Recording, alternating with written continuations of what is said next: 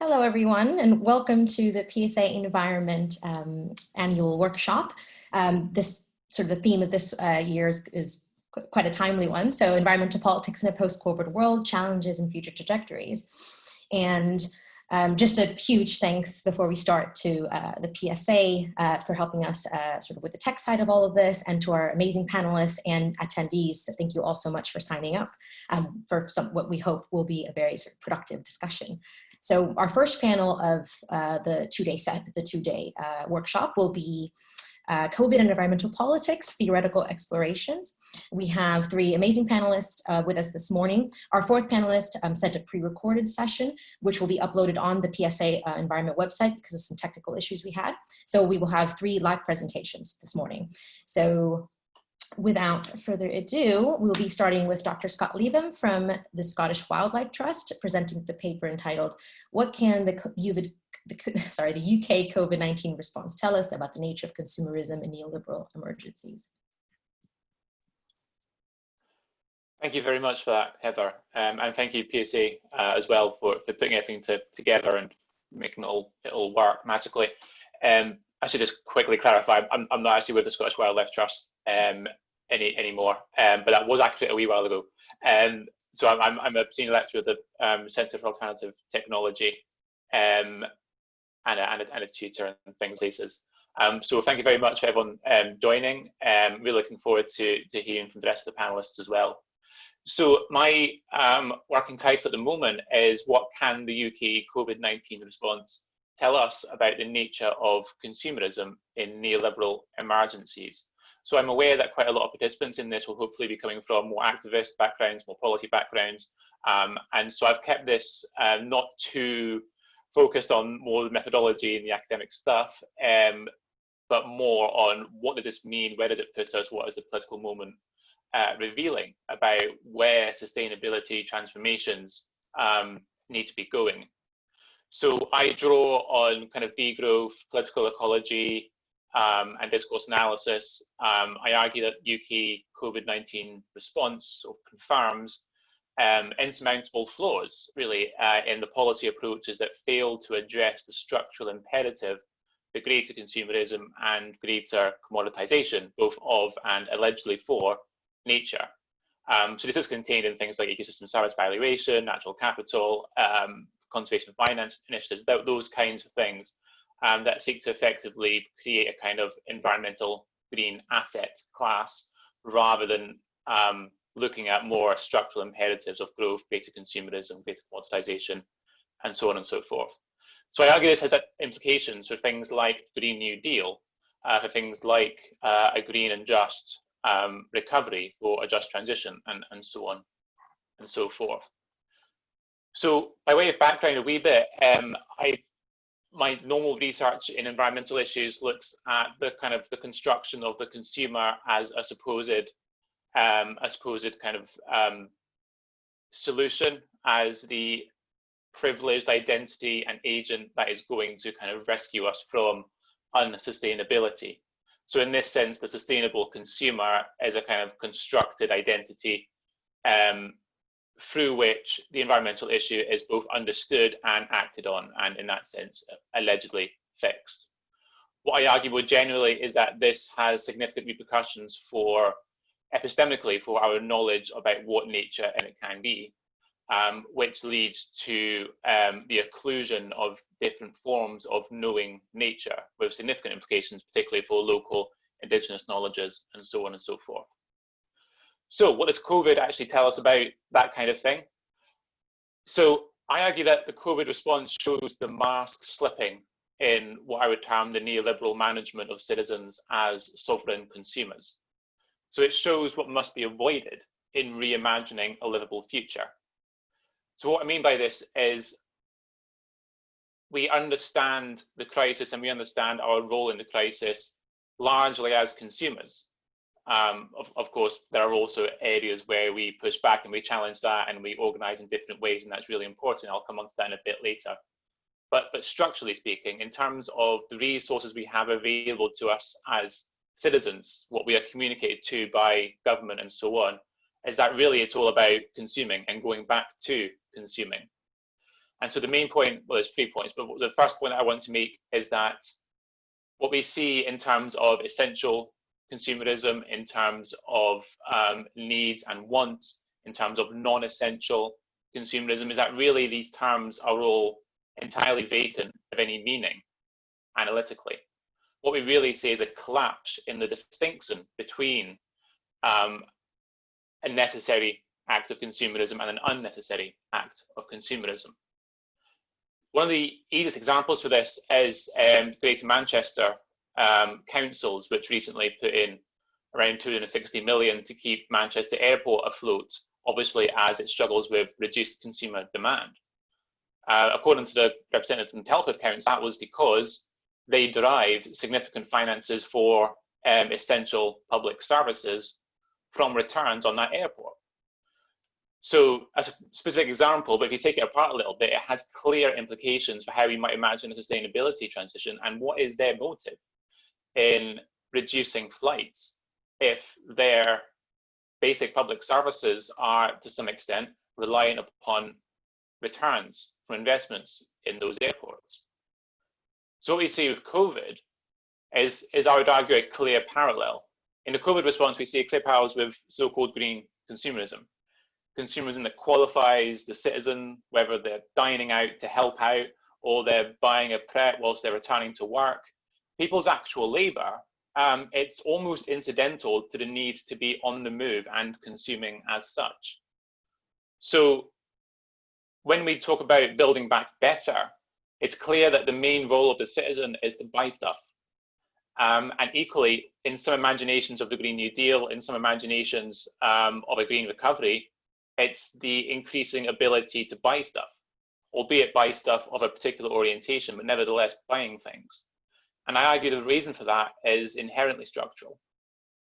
So one question, of course, is what does better mean when we're building back better?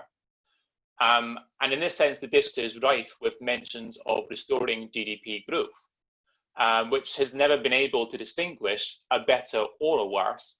It can only ever distinguish more or less. So we're not even set up to measure what better is, let alone actually achieve it. And this goes not just for COVID recovery, but in imagining wider sustainability transitions. So as I said before, this collapses any distinction between consumer needs and consumer wants, or essentially consumption and non-essential consumerism. Systematically, all consumerism is a need, all production essential. So in the example of the Manchester Airport, like I mentioned, a luxury holiday is not an essential that we'd understand it. Yet it's equally clear that without that demand, Manchester cannot deliver public services, or at least not to the same extent, because of its reliance on investments. So the fact that both of these seem self-evident is a paradox that COVID is helping to reveal. Whether that's a dinner out at lunch, or whether it's Pret, or whatever it is, the formula remains effectively the same. In fact, that paradox is present in policy. Rules on distancing are practically determined by the presence of a contactless card machine. When we're imagining a livable future, that is a post-COVID, within biospherical boundaries, within just systems, we need to be challenging directly the structural imperatives of consumer capitalism, not merely gilding that crisis in kind of green window dressing.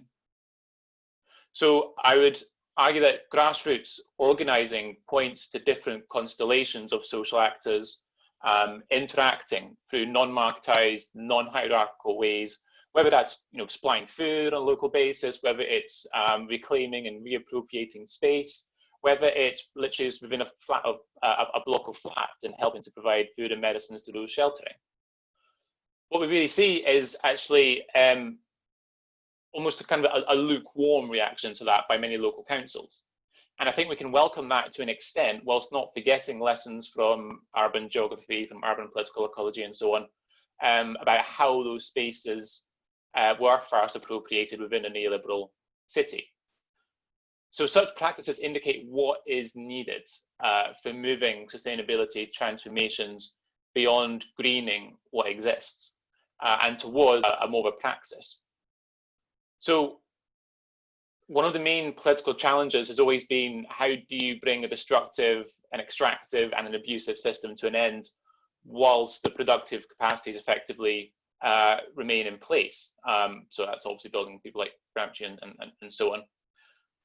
So in this sense, we shouldn't be seeking to prop up the capacity of that system through new green consumer frontiers, such as through further commoditization of nature, creation of green asset classes, and so on and so forth, and particularly the opening up of new green consumer frontiers, hybrid cars, electric cars, the rest of it, clearly need to play a role, but the idea that this kind of green consumerism will somehow transcend the crisis, I would argue, is a myth.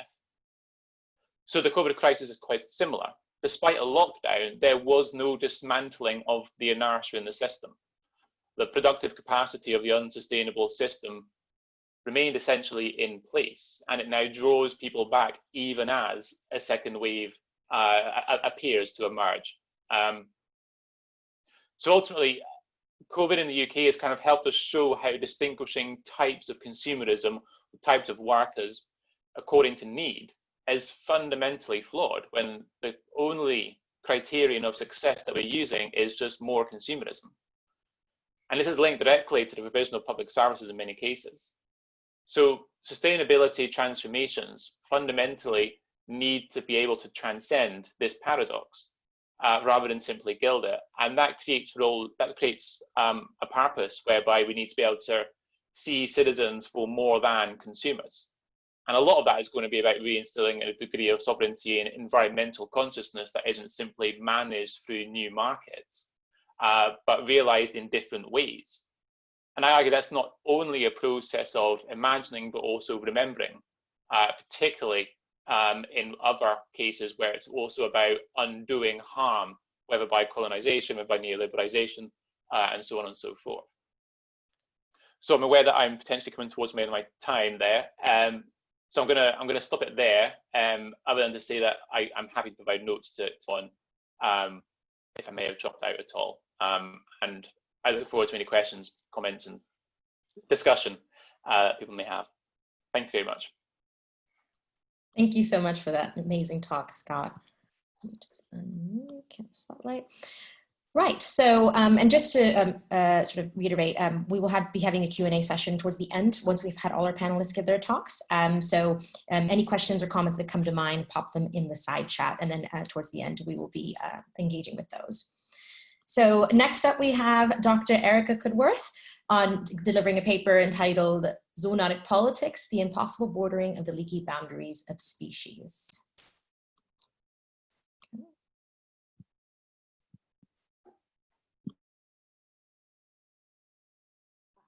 Okay. The title is influenced really by my working for a very long time at the University of East London, where lots of my colleagues in my department were doing research on migration, forced migration, and refugees. And bordering really came to mind constantly for me throughout this current crisis. No, I'm trying, oh, there we go. So what's the paper about? I'm going to start by talking about zoonoses and what they tell us about relations between species. And I'm going to then move on to think about the ways in which dominant political discourses have managed this. And there certainly is a racialization to the discourse around zoonotics and species relations, but there's also a discourse of necessary separatism. And then I'm going to say what I think about why bordering is quite useful conceptually for thinking about things that have been going on over the past 5 months. And to say that bordering, just as bordering is so difficult with human beings and conventional notions of state borders, so the idea that species relations should be bordered is problematic because there are inevitable leaks. So I'm going to finish in a kind of similar vein to Scott, really, saying it's a reordering that we need rather than a rebordering. So it's not a radical claim to say that the trade in live animals and mass production associated with industrial animal agriculture has contributed to zoonoses. The World Health Organization has been saying that since 2010. And this year, the UNEP has referred to COVID as a warning that the planet can take no more. Jane Goodall, everybody's favourite primatologist and well-known conservationist, has been reported in The Guardian as saying that the situation has been caused by our disrespect for both wild animals and for the animals that we farm. And of course, we're now very aware of a kind of long history of zoonotic diseases. So I was quite surprised to find that measles jumped to humans at the point in which we domesticated cattle. So that is a very long history. And every school child knows about rats and bubonic plague. And of course, we've heard a lot about the so-called Spanish flu, which moved through a variety of domesticated animals, but originated with wild aquatic birds. Ebola from bats, HIV-1, chimps, MERS, which we never heard that much about in the UK, but absolutely catastrophic for human beings in terms of the death rate. And many people, including somebody like Tom van Doren, who works in extinction studies, would say that these kinds of pandemics are really driven by our relationships with non-human animals. So of course, we're in the face of the 6th mass extinction, and I'm sure many people listening to this paper will be terribly familiar with these very depressing statistics. But to say that 60% of all land mammals are farmed animals is really quite shocking, and that only 4% now are wild. And the statistics given from IPBES that in the next 2 decades, more than 1 million species are likely to be extinct is a very kind of sobering thought.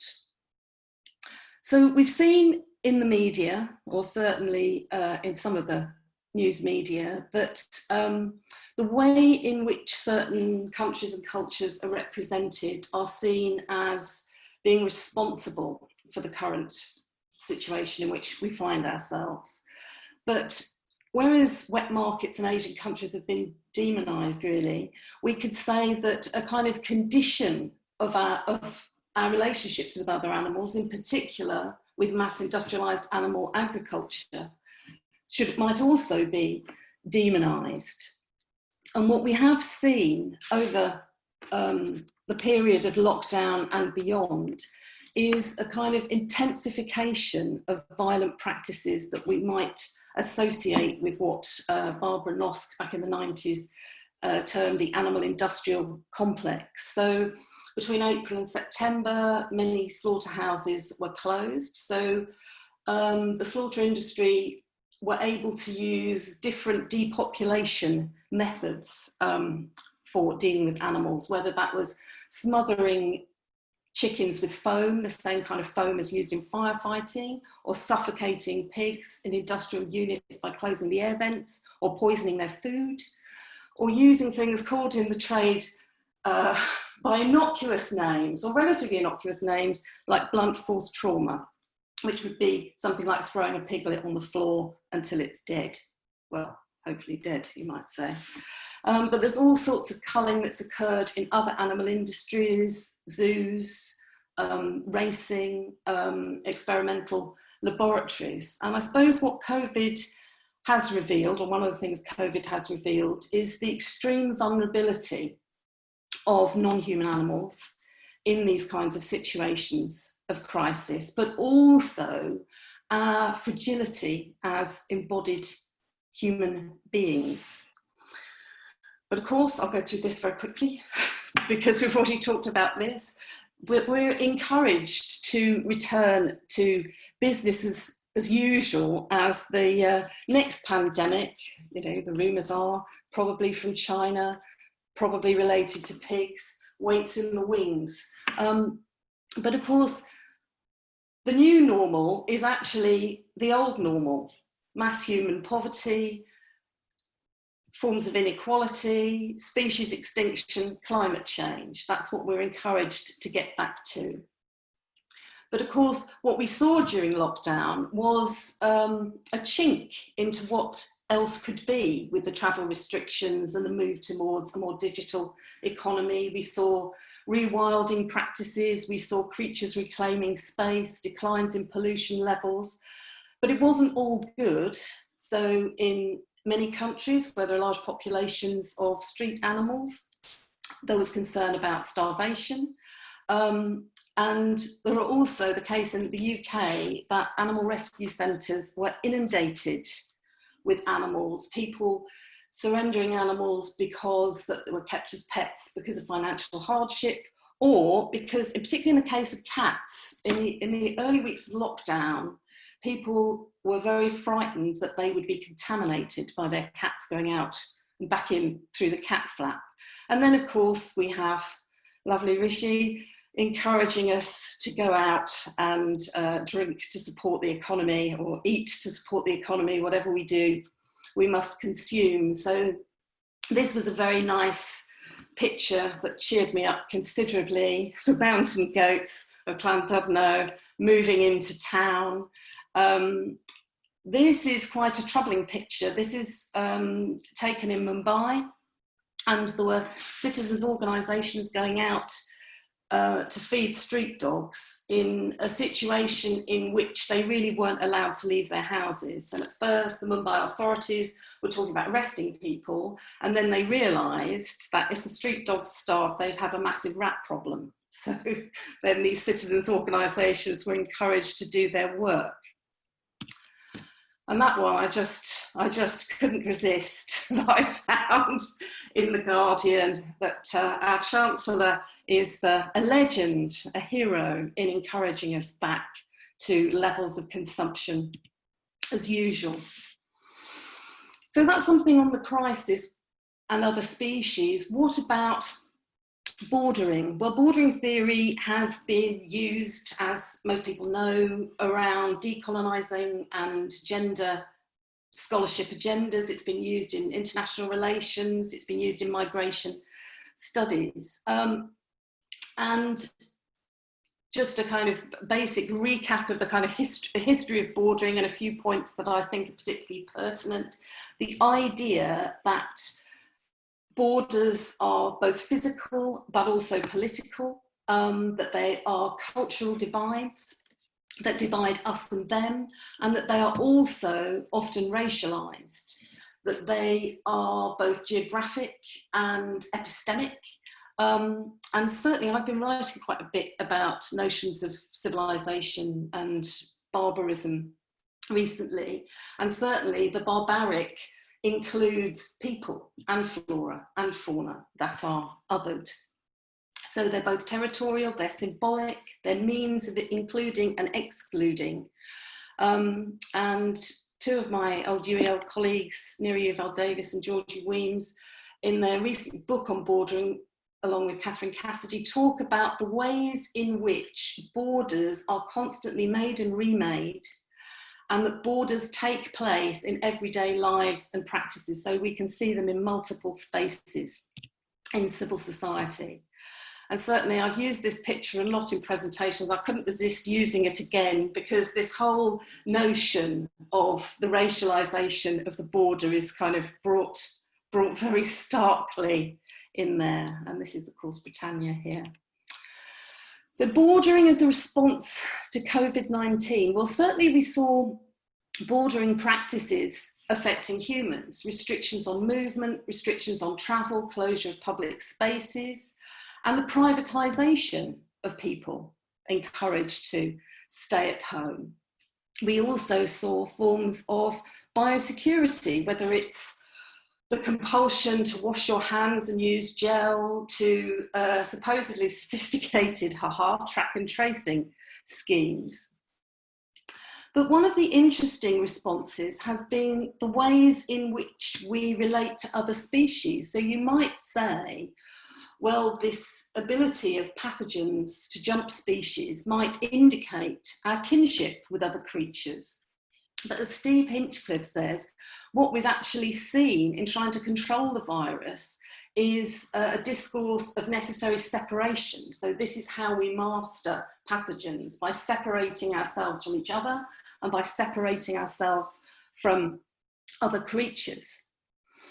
And Nicole Shukin talks about how what happens in a situation of zoonotic disease is that we have a kind of pathologization of species mixing, and that this is very much racialized. So I think we have seen this with wet markets in Asia, the bushmeat trade in Africa, and also small-scale mixed farming in poorer countries, seen as dangerous, as backward, as outdated, as somehow responsible. But Nikki Charles has said recently, the idea that these are practices which don't affect us in a country like Britain is an incredibly false distinction, because all these practices are very much integrated in global food supply chains.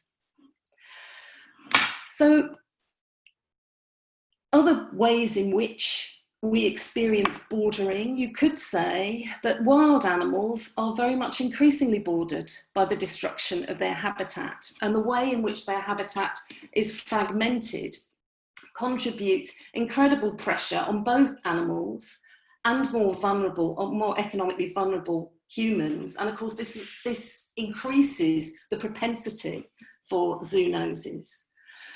For somebody like Hinchcliffe, the model of the World Health Organization itself is part of the problem, because it is a biosecurity model. So we have a virtuous white north which is separating itself. It's effectively bordering, while problematic black southern countries are characterized by what Shukin would talk about in terms of interspecies intimacy. You could also say that other species are bordered by being killed, literally. So the idea that there is a search for the kind of burden of epidemic blame. Certainly we saw extinguishing of host species in other zoonotic outbreaks. So with avian flu, all the chickens of Hong Kong were killed as a response to that outbreak. And I would call those kinds of responses an imperial human response. It's not just a response of human centrism, it is a response of domination and also of violence.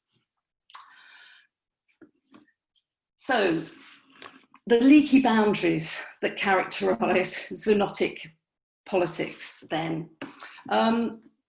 Well, we've seen biopower writ large in the COVID situation, population-based decision-making and embodied forms of governmentality, whether it's covering faces or washing hands. But I think Shukin is right that we need to extend the bio of biotechnologies to zoonotic technologies. And what she calls zoonotic origin stories always, she says, involve entanglements of bodies across species lines, entanglements of matter, and are also usually racialized too. But as we know in respect to human bordering practices are always in tension, because borders are entangled, borders are porous, they're plastic, and they're constantly breached, but they also operate to exclude. And are characterised, as Saskia Sassen would say, by a series of different kinds of expulsions. So I would say, in thinking about zoonotic politics, rather than go along this route of separation, what we need is what I would call a critical post-humanist analysis. I've stuck that label on myself, so I probably have to say that. And I would say that for a critical post-humanist perspective, you would assume that the human-animal boundary, the boundaries of species, are uncertain and leaky. you would want to problematize human centrism and human power, and you would inevitably see that our current relationships with other species require change. So in the book I wrote a couple of years ago with my then colleague, Steve Hobden, we developed this idea of what we call creaturely politics. We picked up Annette Pick's notion of the creaturely as a non-dualist idea that emphasizes the importance of vulnerable living bodies rather than more abstract notions such as rights. And I and Steve talked about creaturely politics as acknowledging the power of intersected social relations that are hierarchical, but also acknowledging our attachments with other beings and things, that we have a shared bodied, I've got rid of the M from bodied, so shared bodied vulnerability, but also thinking about the kinds of social spaces of possibility from where change might come. And what we really argued in that book is that we need to shrink the notion of the imperial human. We ended that book by going along with Frey and Hagen's take on Adorno, that what Adorno was trying to suggest across much of his political work was that we need to think about not how we can live right, but how we can live more wrongly. And I suppose some of the lessons of COVID should be, what relations do we want to keep? What relationships do we want to break? And I would say that food production and consumption practices, which say so much about our relationship with other species, are one place in which change might be made. Certainly, we need to reverse the tide of industrial animal farming, and we need to take account of situated knowledges around species relations that are moving us away from imperial and exploitative patterns, and to seek solutions that don't involve bordering. There's a whole literature around the problems around trying to secure wildlife by militarized means, for example, that often backfire. So the boundaries of species are leaky, but high politics does not recognize this. It's so embedded in territorialized traditional models. And so I would call the kind of bordering practices in relation to the current pandemic kind of sticking plaster politics, really. And what we need to be doing is reordering rather than rebordering. Thank you.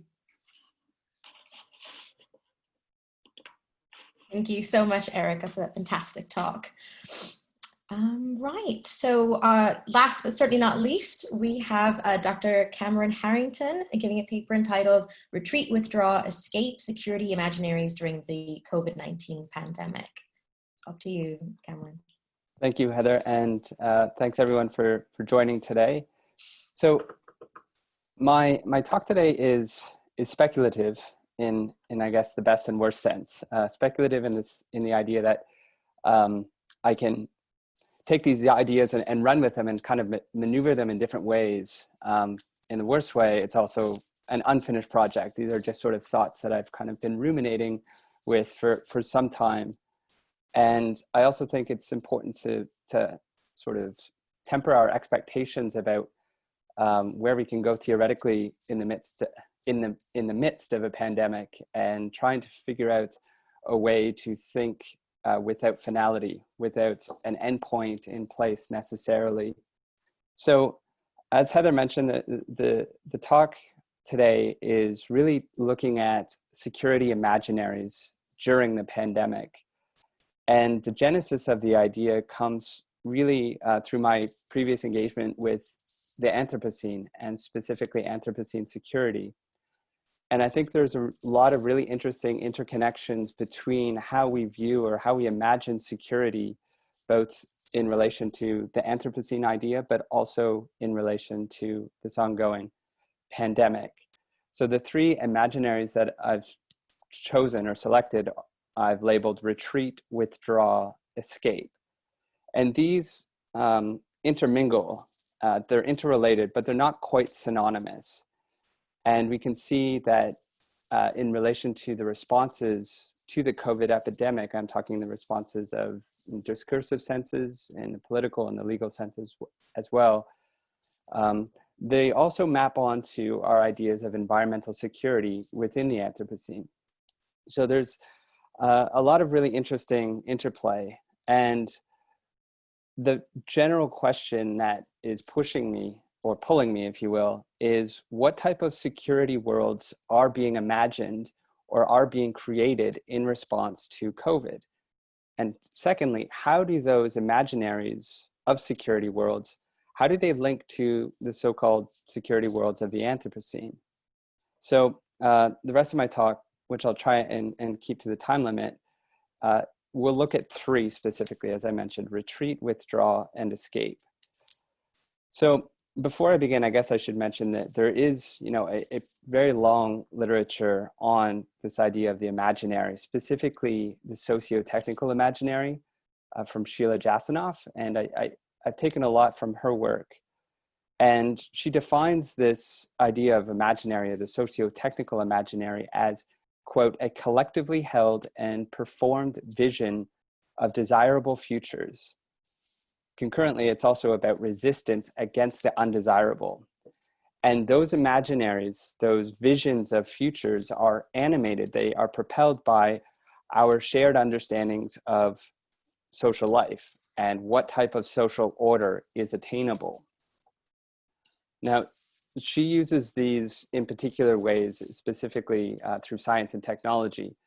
And I think that's really interesting, but it's not entirely how I've approached this subject. So the first imaginary I'm going to talk about is retreat. And I think this idea is essentially one that it's basically the idea that we cannot deal or confront a threat through direct engagement with it. So that is the character or the magnitude of that threat, the COVID-19 microbe, as it were. It demands we retreat from it. And so it requires a form of action that is premised upon distance, because nearness to that event, and that event is everywhere, it can only increase threat. So everyone, from the individual to the state, are compelled to retreat from a form of life that is often defined, as the previous panelists have talked about, through exchange with the world. And that exchange is often unequal, of course, but it's an exchange nonetheless. So the nature of retreat from COVID, I guess we should mention it varies, and it's obviously not always innocent.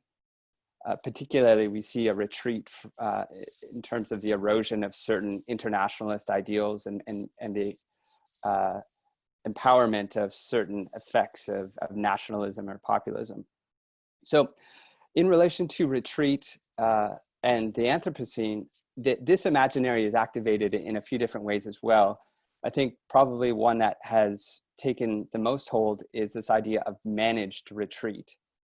And this is increasingly central to our ideas of climate security, that climate change has forced us, or forced some communities, to retreat or to plan for future retreat in order to move out of harm's way.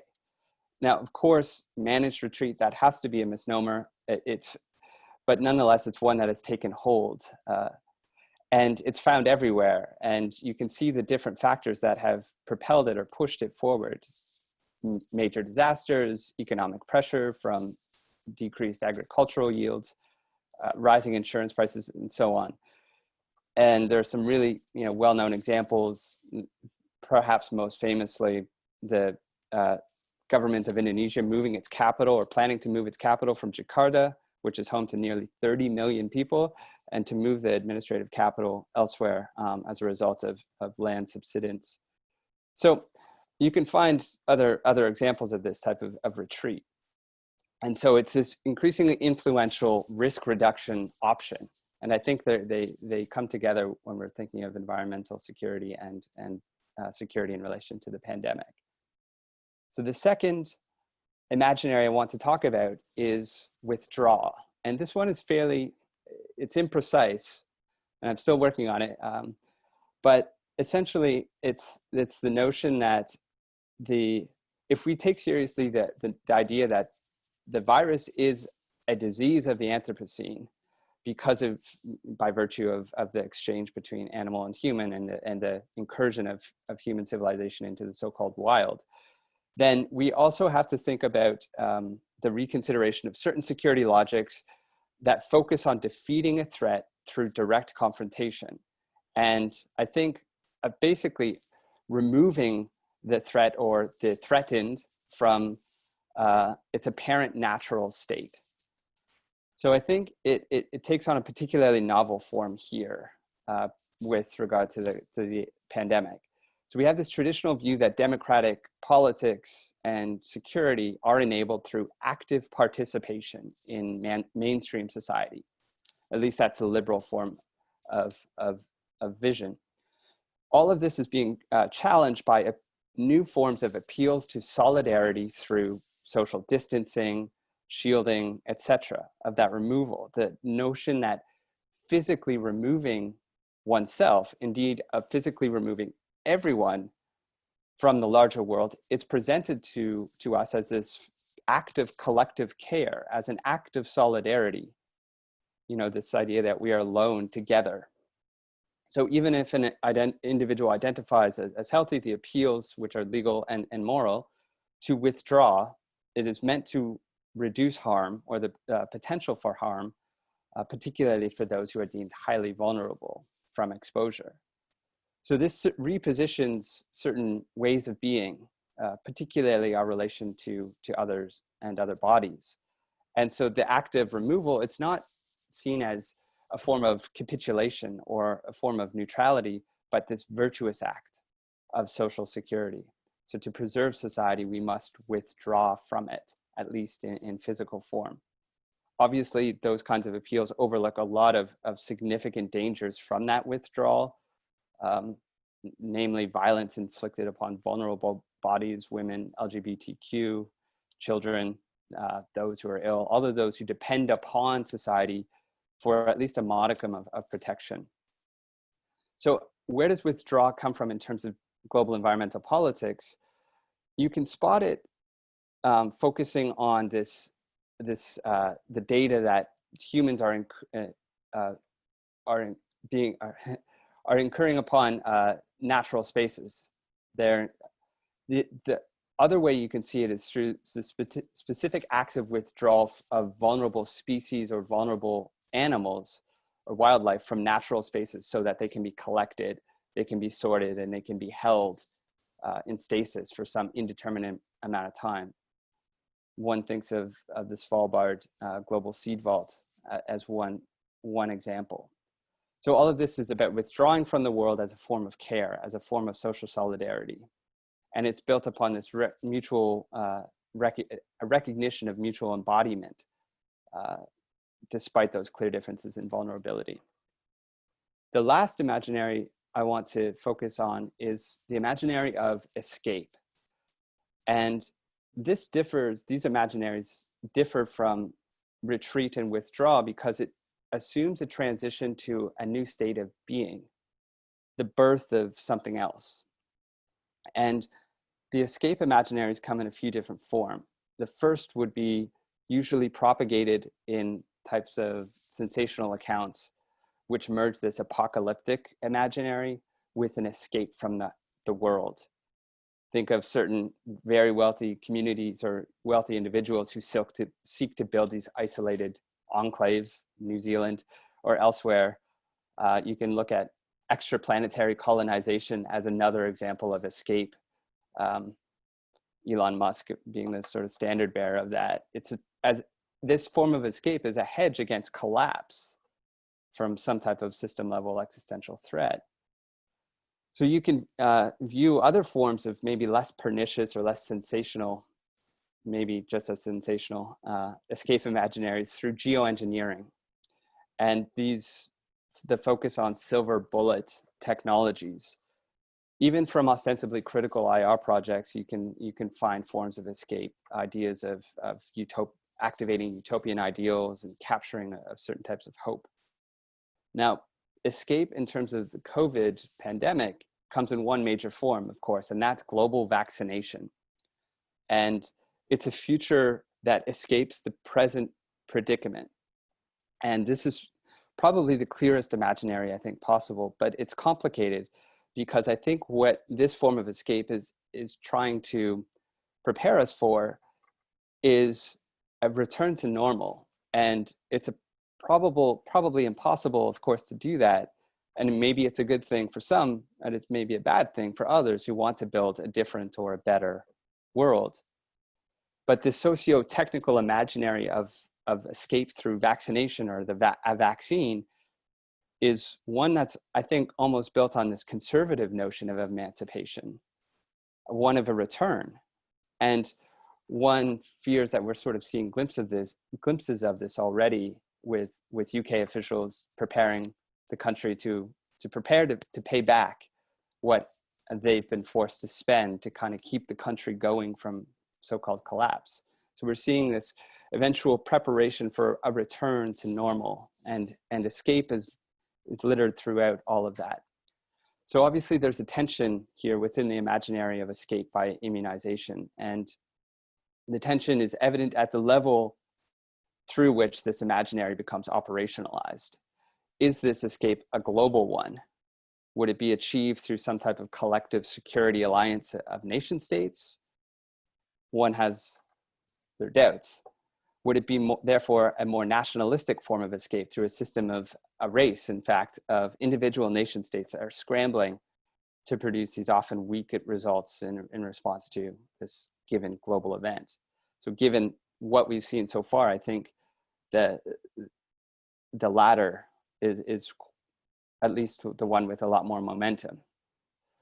So in conclusion, I've gone over 3 of these security imaginaries: retreat, withdraw, and escape. And these permeate both the security of the Anthropocene and the pandemic, which we're experiencing right now.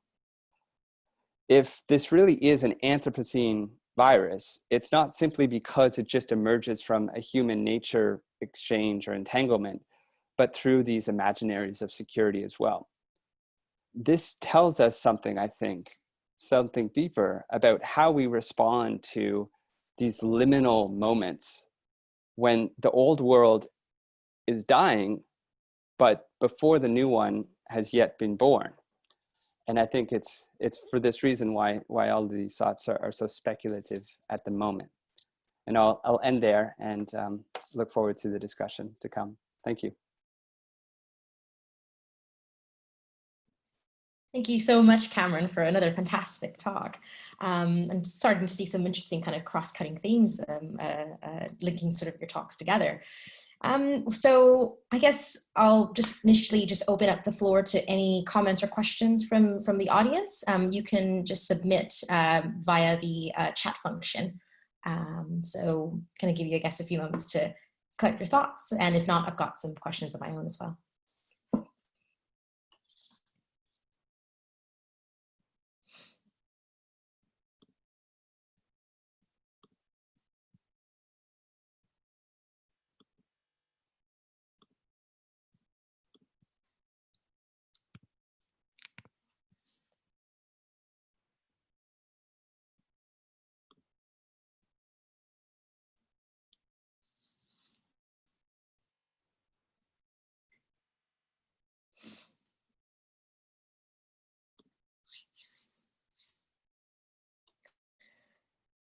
So I guess I can sort of kick off with my own questions and maybe see if other people sort of anything else comes to mind, maybe inspired by something I say. So I have a question for each of you. I guess I can start with Erika. So again, thank you for all of your really, really thought-provoking presentations. And so I love that, Erika, that you mentioned and sort of kind of boundary shifting nature of what we've experienced with the pandemic, and the quite fundamental changes in worldviews and values and ontological and epistemological approaches that we need to see in terms of this shift from seeing the kind of radical other, the outside, the non-human as something that's not kin, but something that can be separated, whereas maybe shift towards this idea that boundaries are always in flux, and the idea that we're always entangled with others, and there's never a space where the other is outside. I suppose, might be kind of the kind of question we can't really answer at the moment, but any pathways that you see, or that kind of how would we be able to sort of shift from these towards these new different perspectives that are a bit more in tune with the nature of the changes, transformations that we're seeing right now, if that makes sense? That is a very hard question for me, because I'm so skeptical about all the practices of global, national, regional governance, really, and what can be achieved through the practices of global environmental politics, really. So I suppose I'm always more keen to see what's happening on the ground and what citizen movements are doing and proposing. And I think I was very interested in Scott's talk, and I'd like him to say more about that in terms of, alternative forms of economic provisioning, or commoning, actually, that we've seen.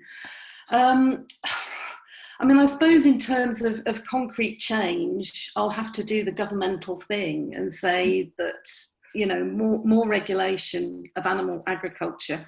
Stopping mega farms would be a start. I was sick of opposing them and thinking it's gone away, and then 6 months later, back it comes.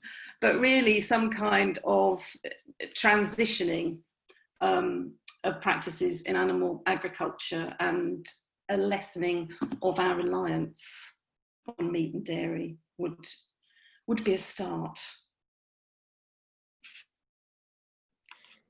Thank you so much, Erika. And this sort of led into my then question for Scott, because it's at least the way it appears to me, a similarly fundamental transformation. So on the one hand, we've had these sort of this response to the pandemic in many ways, not only at the government level, but the sort of idea of the citizen as consumer, the neoliberal kind of sort of disembodied agent who's here just to sort of basically sort of enhance profit motive, essentially. And I guess that kind of fundamental question, the enduring question of how do you actually, what changes, I guess, do you see as perhaps more fruitful, or ways to move beyond this approach? Yeah. Again, it's a good but difficult question. So I think the answer is partially contained as well in potentially how I would answer the question to Erika, which is there's two things that I would highlight. One is that effectively, when we are reimagining human-nature relations, which I'd argue is at the fundamental here, it's going to need to come down to some kind of experiential element, which means it's not going to be a sudden point at which it changes, or as a result of a purely top-down policy approach, but it is going to be grassroots, and it is going to include how we educate young and future generations, and so on and so forth. One way in which I think we can see that happening is in the sudden urge for more green spaces as a result of the lockdown, which on the one hand, it's contained within its own kind of problematic neoliberal systems about debt accumulation and property and all the rest of it, which is all a problem.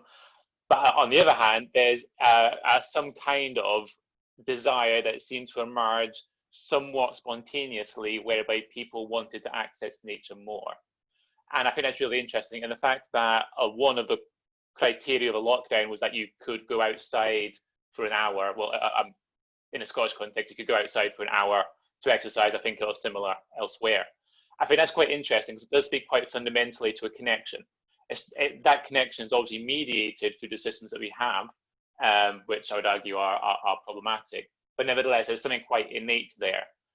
And in policy terms, I think that's reflected in drives to see nature as prescription in medical terms, which again, it's not entirely a very problem. But nevertheless, there's a recognition there on two fronts, on the policy and at a more kind of individual and grassroots level, that actually we require nature, that there is a fundamental entanglement there. And to the extent that that can be brought into how we organize and what we campaign for, I think that's going to be really important. I think there's a that puts the focus then both on what new forms of organising can we do, but also existing NGOs, existing networks and alliances, existing political parties. What are you guys going to campaign for in terms of that access to green space, that access to nature, in terms of how we live with nature? And I think that also comes back to the excellent points that Erika was raising in terms of food. Obviously, connection to food is always cultural. It does vary across space and time, but nevertheless, it's something else that we have in the past seen heavily securitized through whether it's horse meat scandals or more recently in terms of there's simply not enough of it due to the supermarket just-in-time provisioning model and so on and so forth. Again, that's an experiential thing that people are taking away and thinking, well, okay, there's not an automatic disconnection between how I feed myself, my family, and so on, and what the system can provide to do that. And of course, from an affordability perspective, that's always been a major concern for many people. On the flip side, on the kind of more policy side, I think it raises questions about where we take this sudden urge for more well-being economics and how radical that vision can be. I would argue it can be quite radical because it's about redefining what success means in an economy. It's not an end point, but I think it's an important part of how we navigate this liminal space between, as Cameron said, the death of one system and the struggle to be born of the next system. I think that's a really good point. And I think redefining what success means in that liminal state, i.e. ditching GDP and measuring things like, Catherine Trevick puts it really well, indicators such as how many schoolgirls cycle or walk to school. Because if that increases, suddenly a number of systemic issues have been resolved, including not least safety, nature, pollution, etc., infrastructure and so on. So I'd argue those two things point to different directions, one more long-term and one that we could be doing now with existing configurations of organisation. I don't know if that actually answers your question or not, but oh, yeah, exactly. And actually, we've had two questions coming from the audience. So one of them is from Gareth. And I believe this is addressed to no one specifically, but whoever I guess wants to answer. So thank you all for the interesting talks. When we speak of shifts in perspective, we're talking about shifts in subjectivity. Beyond the relatively small movements, be they mutual support groups or XR, how do you see these forms of subjectivity from emerging and overcoming more everyday attachments to business as usual?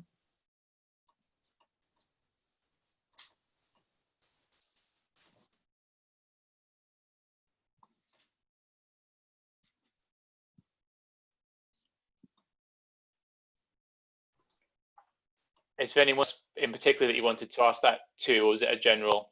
It seems to be a general question, so it's not posed to anybody in particular, if anybody wants to answer.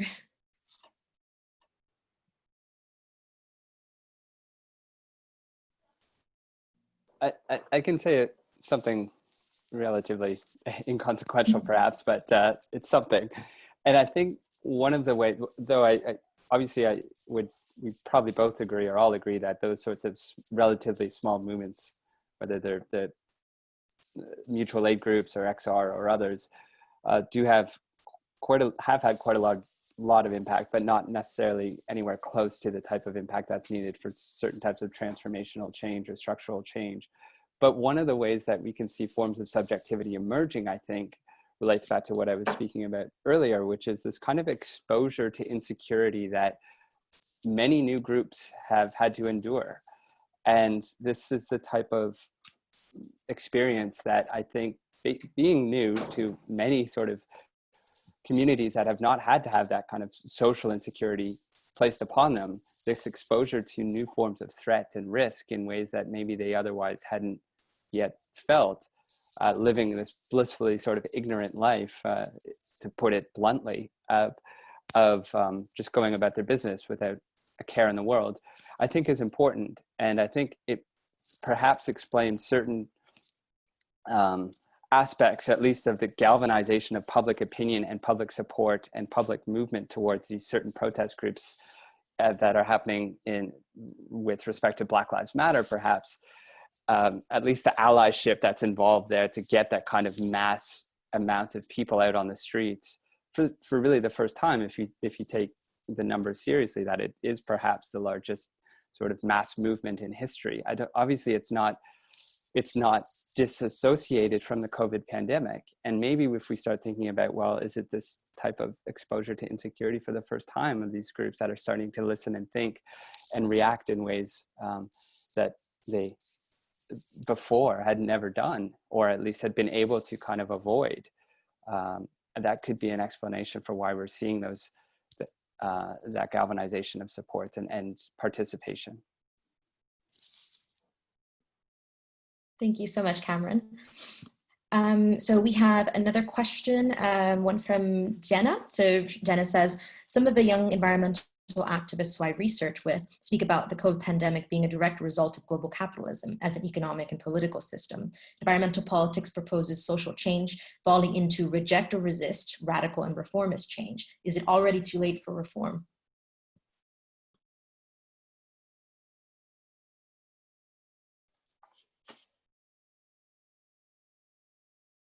No. There we go. I think it's a really good question. I'll very briefly say it. I don't think it is. I would say it is too late if simple reforms were our end point. Obviously, I would argue that transformation is necessary more so than reformation, and I'm thinking more lines of Robert Cox and so on there. In terms of something that we can do right now and immediately, I think arguably it comes back to what can we manage in the interim in this liminal state. And I don't think there's space and time necessarily for rejecting short-term actions that don't necessarily, I think there's a space for short-term actions that can alleviate harm, specific harms, whilst always having in mind that they are never going to be sufficient. I think there is a real danger, and this is where I argue potentially the answer is yes, there's a real danger that a lot of the mainstream NGOs, environmental bodies, organizations, and so on, see reform as being sufficient. And there was never really a point at which a reform would have been sufficient for the environmental crisis, because it is so intersubjective with, interrelated rather, with economic crises, with the distribution of goods, the distribution of environmental burdens and benefits and so on. All of that is always inherently systematic. It's not to say that there's not a role for reform in the short term to alleviate specific harms. For example, preventing a company from polluting ought to be done regardless of whether that action is going to lead inherently to fundamental transition. So I'd say it's not that it's too late for reform. It's recognizing that it was always never going to be sufficient, and there's always going to be a case for alleviating harm in the interim. I'd agree with Scott there, really. I mean, I think there are some forms of reform that are deeply problematic, forms of corporate greenwashing for sure. But I think short-term intervention to prevent harm is absolutely necessary. And I think there is still amongst radical political and campaigning groups this kind of very 19th century reform versus revolution. If you're doing one, you're not doing the other. Whereas I think seeing things on a continuum is perhaps a bit more helpful, because I think that 19th century revolutionary moment is no longer with us.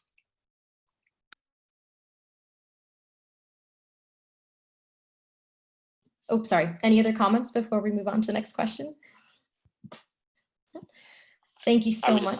Sorry. Oh, yes. Sorry, go ahead, Scott. I was simply going to say, I completely agree with Erika. And I think that for me, the main question it raises is, do reforms sap the energy, what energy there is, and what environmental consciousness there is, so that it can't be deployed towards much more transformational change? And I think that's where things like greenwashing are such a problem. And it's not just companies, it's the NGOs and the governments as well, quite regularly.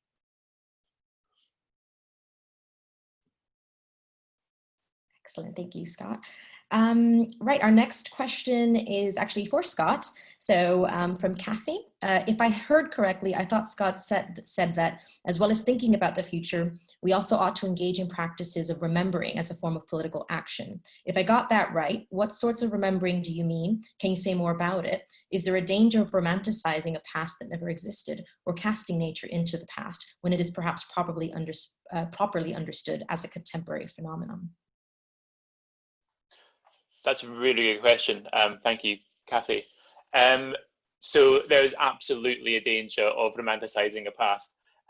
So when I say that, I'm building a bit more on some research that I've done recently in China, which was around ecological civilization discourse in China. And that runs into the exact problem in many articulations of effectively a narrative that is deployed obviously contemporaneously, but that serves to effectively greenwash a past and say that and kind of retrospectively legitimize a particular developmental pathway as a way of saying, well, yes, there are incredible pollutions of the past, but that's why we're here now, kind of thing, and we're able to save it now. And that's where remembering can be important as a social cultural practice. For example, looking back towards that, towards the ecological civilization in China, when it was first articulated, it attempted to build more on the kind of Taoist and Confucian aspects of living in harmony with nature and so on and so forth. And initial articulations of it around 2006, 2005 were more of that way. It was about reimagining human-nature relations. And for the point of, and there's absolutely a danger there, but there's also potentially an opportunity, I would argue, in critiquing modernity for simply saying that, well, anything new and anything that's going to work must be new and progressive in that kind of liberal sense. So I think there needs to be a role for remembering, but yeah, you're absolutely right. It can't simply be about, I'll remember back when it was all, pleasant green countryside and that kind of English romanticism style. Yes, there's a real danger there, and that would then play into much more problematic notions of kind of more ecofascism and so on, because it's more about restoring rather than learning. So yeah, there is a danger there, but I also think in a context where a lot of harm done recently has been as a result of a kind of imposition of a westernized globalization, of kind of westernized neoliberalization, there needs to be an amount of deconstructing that and trying to reconnect more culturally, and that I think is a process of partially of remembering, but equally not necessarily for me, but for local particularly oppressed cultures and societies and communities. Thank you so much for the question. Do we have any other questions from the audience? A few moments, and I also had a remaining question for Cameron as well. Can I follow up with a question for Scott, just based on what you're saying? I think it's a really hard balance to sort of try and anticipate, or to try and work towards building a certain type of future while not forgetting the past. And I think, though, the past is always with us, in particular with respect to the environment. And I live and work in Durham, and this idea of the past is so entrenched in the community about this sort of the mining past in particular. And as part of this sort of cultural, the identity of the community is essentially built on a technology that has created so much harm. And trying to extricate that, I know a lot of people are doing it, but it's not easy, because that sort of the transition is, in effect, a harm upon their own identity and their own cultural past. And if, how do you move forward? How do you break that chain, or maybe not even break it, of course, but maybe activate other aspects of that sort of bound identity? I don't know. I mean, it's a really hard thing. You don't need to respond, but if you do, happy to hear your thoughts. I think you're absolutely right. When we're talking about remembering, it's also about remembering harms that have been done and inflicted. And of course, and I'm not from the area, but obviously, when we think about mining towns, we tend to think about opposition to factorism and so on. And it's very much that kind of oppositional identity that can be the basis of political identity. So it's for those reasons, for remembering, I think, can play a role in forging political alliance and memory for that reason. So for those reasons of organising, I think it can also be extremely important. But you're right; it's almost about there's the difficulty there, of course, is that we can't really imagine a situation where we bring back the coal mines and we move to sustainable. So I think it raises really important questions for movements such as the just transition, which Scotland, the just transition is quite a big thing because it's about, well, how do we take people out of oil and gas and so on in a way that isn't going to lose everyone their jobs and so on. But it's important as well because had we had that kind of thinking in the principles of a just transition when closing the coal mines, perhaps it wouldn't have gone to quite the same extent. So perhaps it wouldn't have happened in quite the same way, and those memories wouldn't be as they are now, kind of a political identity. So no, I think you're absolutely right. It's that forging of political identity is really important, and I think we can see that across the global south. To use China again as an example, when the was a minister in the Ministry of Ecology in 2006 was outlining this vision, it was very much we need to leave behind the imposition of Western development models, and it was that kind of opposition on the basis that this is a kind of it's a political imposition that isn't that we can't separate from a colonial past, and it's opposition to that and it's memory of opposition to that can help again form a political alliance. Obviously, that's not to defend what has become the ecological civilization discourse, which has its myriad of own problems to deal with. But nevertheless, the idea that it's a developmental pathway that's initially, if not anymore, initially founded in response to something, that's really important, I think, for forging, again, political alliances.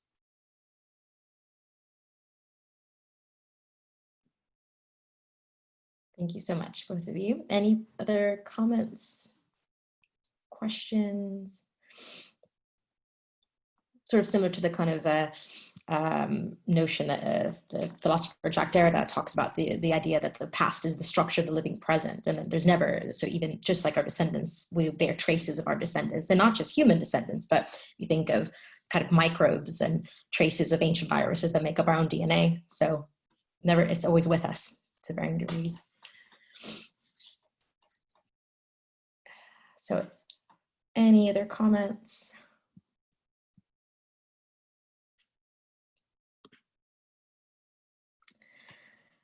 Well, in that case, I have then kind of one final question for Cameron. So sort of picking up on some of the things we sort of mentioned earlier. So really interesting and decidedly utopian talk. You mentioned the varying security imaginaries in relation to the pandemic as a threat, constructing it as a threat. And in terms of just the varying approaches, whether it's removal, withdrawal, or escape, I just find it interesting, especially in relation then to Erika's talk, the idea of positing others as outside. And I guess my question is, what do you think of the effectiveness and indeed the feasibility of these different narratives and do you think that they, in varying ways, promote this idea of the other as something that's external and that's something that can be kept outside? And then I guess thinking about in terms of the idea of entanglement and the nature of the border, what do you think of these different narratives in relation to that? If that makes sense. That's a really excellent question and a really good way to link some of the talks together. I think that the imaginaries in many ways, all the ones at least that I've highlighted, and there are many, many other ones, I'm sure, but these are just ones that I found really kind of appealing. But I do think that they, in one way or another, avoid, or in fact, they kind of inscribe borders in other ways. They don't kind of engage with the type of real deep relationality or deep entanglement that is probably necessary, at least to overcome some of the threats and harms that we're talking about, whether it's, retreat, escape, or withdrawal, all of them require the type of separation between the subject, the object, or the threat and the human, which exists. And of course, if we really take seriously this idea that the virus is a part of this human nature exchange or dissolution of human nature, that kind of escape simply can't happen. Or that kind of retreat is simply, it's unworkable or infeasible. And I think you're seeing some of the disruptions taking place around, say, managed retreat as a really good example of that. And as sort of breakdown of that utopian thought that you can kind of have a coordinated type of managed withdrawal or retreat to a safe space. But as we know, when we're talking about particularly pandemics, it doesn't exist. It is truly worldly in the sense that it seeps into everything. You can't escape the microbe, as it were, no matter where you are. And so the imaginaries I'm talking about, they do inscribe those borders, but in sort of new, different, unique ways.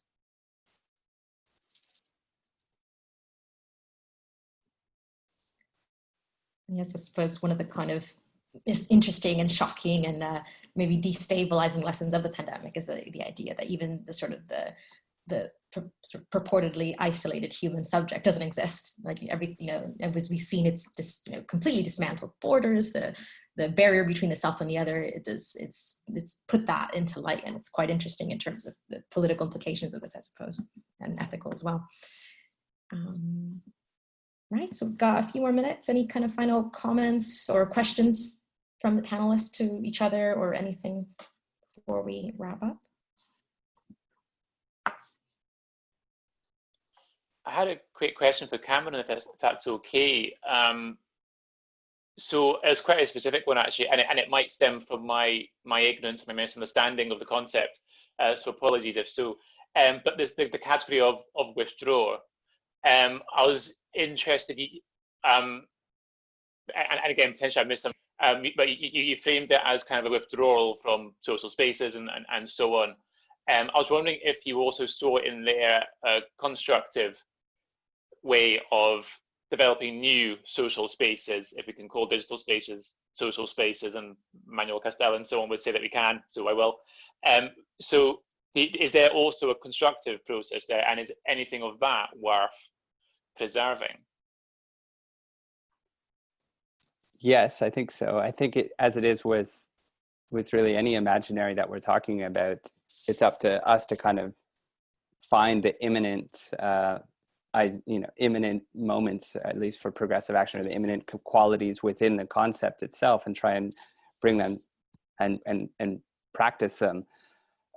So withdrawal, in a sense, I guess you can find certain types of, as we've discussed at length already, but the appeals to sort of transformative action or transformative change, I think, does come from that sort of separation from our everyday lives, as it were, and maybe the exposure to certain types of discourses that otherwise would be absent from our everyday lives.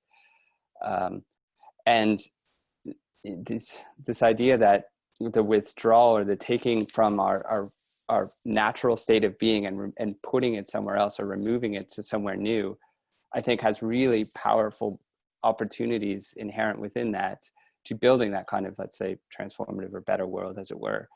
But it also comes with a whole lot of risks and threats, which are readily apparent, and also an illusion of a sort of confrontation with threats and risks, and this idea of withdrawing them, and therefore you're in a new state of security or experiencing a state of security, which is essentially stasis in a way, because if you're just sort of withdrawing and staying there, I'm talking, in environmental politics, the withdrawal is really heavily tied to conservation efforts. And those conservation efforts, maybe in the short term, they do have certain effects, but they can also be really problematic. Seed conservation is one particular way that you kind of remove dynamism from from the evolutionary processes of seeds in their natural or in stasis. And I think so in terms of human communities, it's also sort of it's a balancing act between between what is possible and what we're seeing.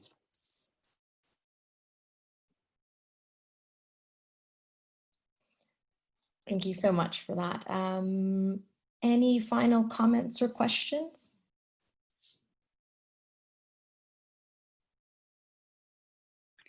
It's just a comment, really.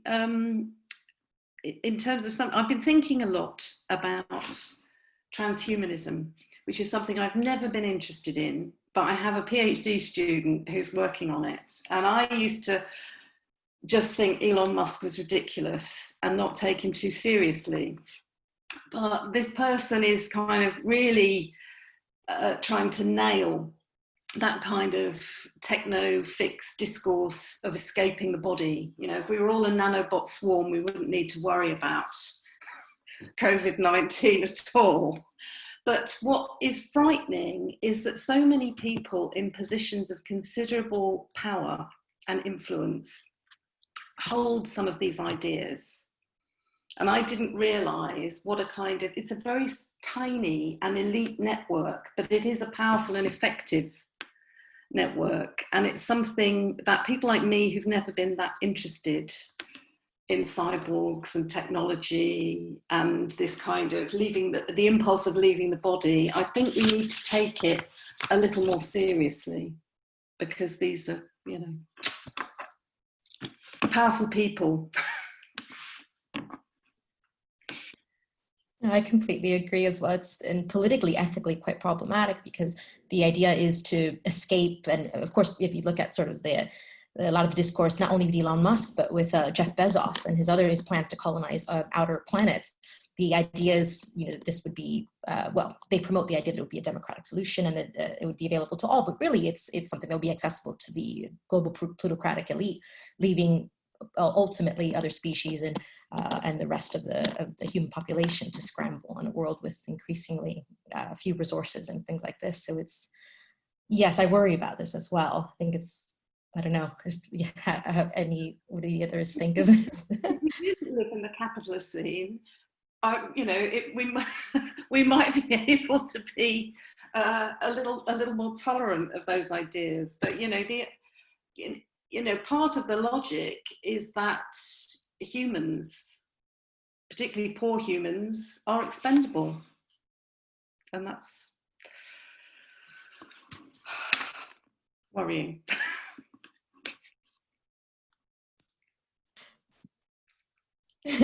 suitable end to the discussion, the morning panel discussion. I think It's a bit gloomy, maybe even for me.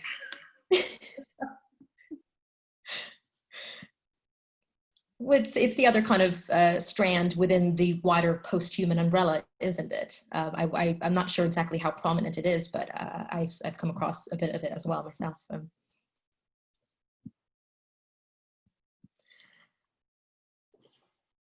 Right, well, if there are no remaining questions or comments, well, we're just about 2 minutes, so we've got made excellent time, but I'd just like to extend a massive thank you to our amazing panelists, Erika, Cameron, and Scott. And just a reminder, our fourth panelist unfortunately couldn't be here because of time zone differences, but he has sent in his pre-recorded talk, Dr. Stephen Quilley, and it is uploaded already on our PSA website, so do check it out. Thank you again to the attendees and your excellent questions and helping sort of this discussion be as engaging and productive as it was. And otherwise, I hope you enjoy the rest of the next panel we have on, which is on at 11:30, and tomorrow's panels as well. And thank you again to everybody for taking part. Thanks very much, Heather, for hosting. That was really great. And finishing on time for a world first. Thank you, everyone. Thanks, everyone, for attending. Thanks, guys. Bye. Bye.